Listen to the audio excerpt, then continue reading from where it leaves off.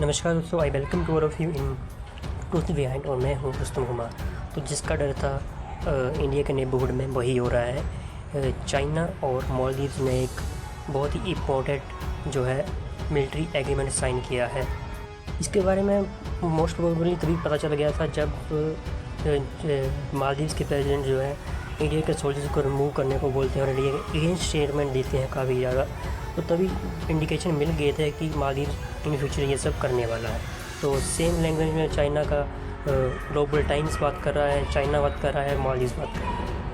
और इस एग्रीमेंट में जो बातें लिखी हैं दैट्स क्वाइट शॉकिंग, क्योंकि इसमें लिखा है कि मालदीव्स को मिलिट्री असिस्टेंस के रूप में जो भी चाहिए होगा वो बिल्कुल फ्री में देंगे हम। और आपको बता दूं एक बात कि जियोपॉलिटिक्स में कुछ भी फ्री नहीं होता है। इस दुनिया में कुछ भी फ्री नहीं होता है, सिर्फ माँ बाप के स्नेह के अलावा।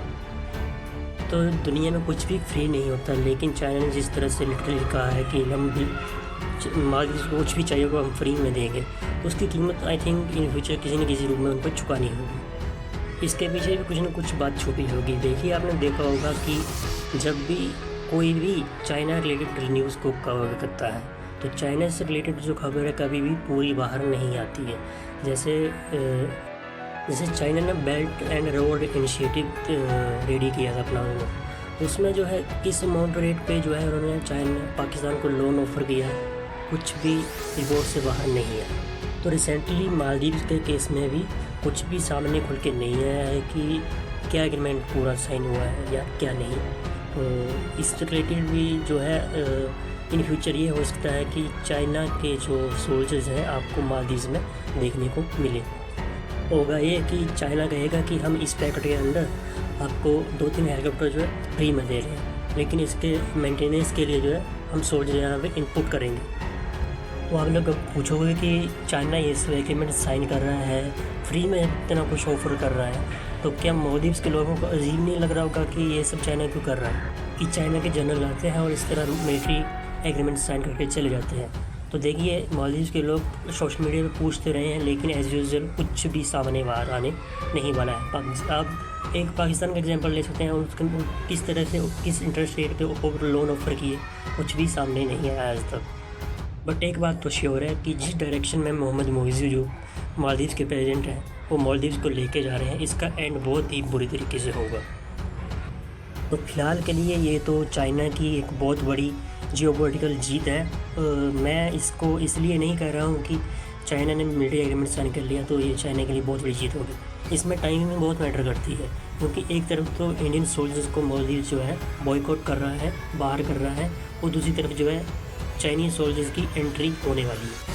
तो आपके माइंड में आएगा कि क्या मालदीव्स में चाइना की आर्म फोर्सेज है वो डिप्लॉय होने जा रही हैं, तो क्या इंडिया कुछ नहीं करेगा? तो देखिए, इस वक्त जो दुनिया है इंडिया पर पूरी ऑब्जर्व कर रही है कि इंडिया इस केस में क्या करता है। और इसमें ABC का एक आर्टिकल भी सामने आया है कि इंडिया जो है INS जटायू नाम करके एक जो मिलिट्री बेस है वो अपने लक्षद्वीप में बना रहा है। तो देखिए, सारी बैड न्यूज़ ही नहीं है, एक अच्छी न्यूज़ भी है कि इंडिया ने जो है INS जटायू का जो लोगो है, इंसिग्निया है, वो रिलीज़ किया है आर्म फोर्सेस ने। तो देख सकते हैं बहुत ही सुंदर एक इंसिग्निया है। तो ये काफ़ी इम्पोर्टेंट है मिनिकॉय आइलैंड पे जो बन रहा है INS Jatayu military base, Maldives और चाइना को चेक में रखने के लिए। तो अगर देखें तो इंडिया के सामने एक मेन प्रॉब्लम नहीं है, एक और मेन इशू है कि इंडिया की इमेज का।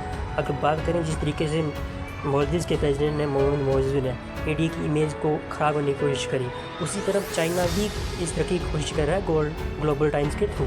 तो उन्होंने एक आर्टिकल पोस्ट किया जिसमें कि एक कार्टून नया इंडिया को रिप्रेजेंट करते हुए और हाथ में एक खतरनाक से वेपन पकड़ा दिया, जिसमें इंडिया जो है नेबरहुड पॉलिसी को दर्शा रहा है।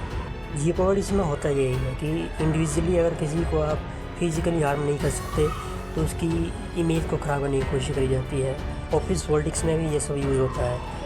रिसेंट इस केस में भी आप देख सकते हैं कि जिस तरीके से मालदीव्स के प्रेसिडेंट ने इंडिया की इमेज को ख़राब करने की कोशिश करी, इंडिया को बुलिश शब्द करके यूज़ किया, तो चाइनीज़ मीडिया भी अब उसी तरह की लैंग्वेज यूज़ कर रहा है।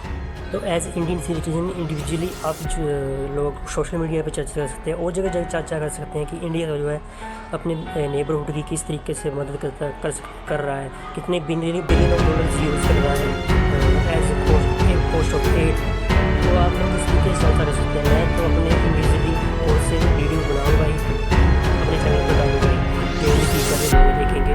अपने तरीके से देखेंगे, लेकिन आप लोग भी अपने बेस पे कुछ ना कुछ करिए। तो मिलते हैं आपसे अगली वीडियो में। मेरे चैनल को सब्सक्राइब करें, वीडियो को लाइक करें, शेयर जरूर करें, कमेंट बॉक्स में जरूर बताएं कि आपको वीडियो कैसा लगा।